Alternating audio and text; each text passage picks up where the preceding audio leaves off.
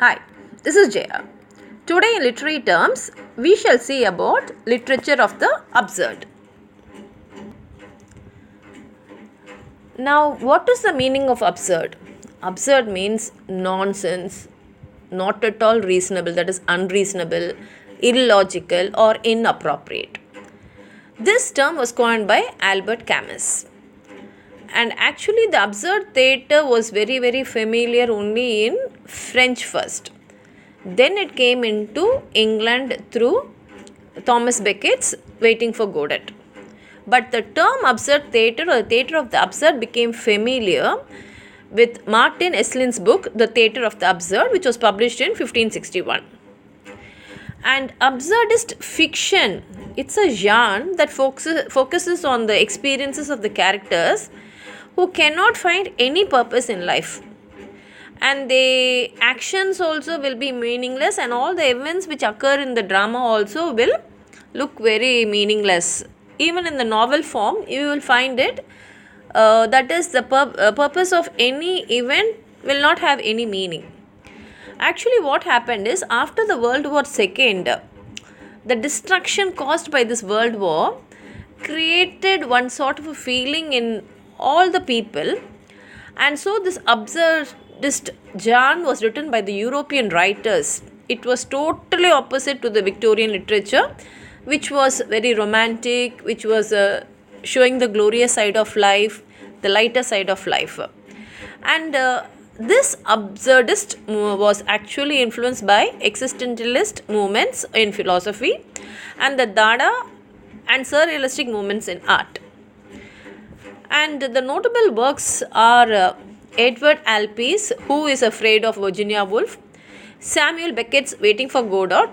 Actually, this this drama was first written in French and played in Paris, and it was one of the most forerunners of the absurdist drama. Then later on, it was written in English, and it brought even the absurd drama to England, and is the Unnameable. Albert Camus, all his writings were in this genre, and Fyodor Dostoevsky's writings, then Jean Genet's The Maids, then Frank Kafka's The Metamorphosis, The Trial, The Castle, and Ralph Ellison's Invisible Man, Joseph Heller's Catch-22, Thomas Pynchon's We, John Irving's The World According to Garp, then all the plays of Eugene Ionesco, particularly The Bard, Soprano, The Lesson, Rhinoceros, and all the plays of Harold Pinter and Tom Stoppard's Rosencrantz and Guildenstern are dead. And so we understand that absurdism refers to something which is humanly impossible rather than logically impossible. And it is actually different from existentialism and nihilism, because nihilism says that there is no meaning of life and creating a meaning is useless. And what existentialism is saying is that the world is absurd according to how one creates a meaning of his own to it. That is, you look at the world from your point of view and you think what the world is according to your observation. But absurdism, on the other hand, believes that the world is meaningless, and one should accept as well as rebel against it. They should accept that the world is meaningless, life is meaningless, and you must rebel against it. So we will see what are the features of absurdism in a short way. First thing is, absurd dramas describe an experience of archetypal human situations. Second, they say that life is essentially meaningless and sorrowful. You should understand that absurdism came at the time when both the world wars were just over. So the influence of World War was there in everyone's mind, and that reflected in literature. And third is, the absurd plays includes conventional speech, slogans, technical jargon and cliches.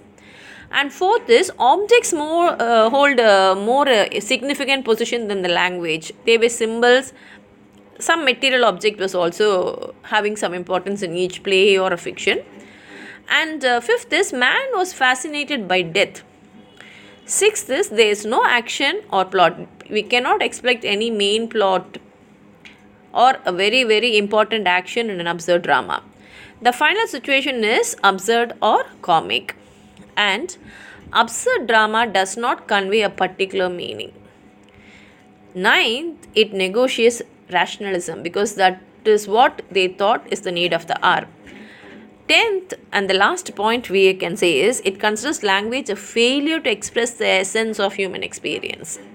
So this is what I want to say about absurd. If you do have any points to add on, write it in the comment box. Like the video, share it with your friends, and if you have not subscribed my channel, please subscribe. Thank you.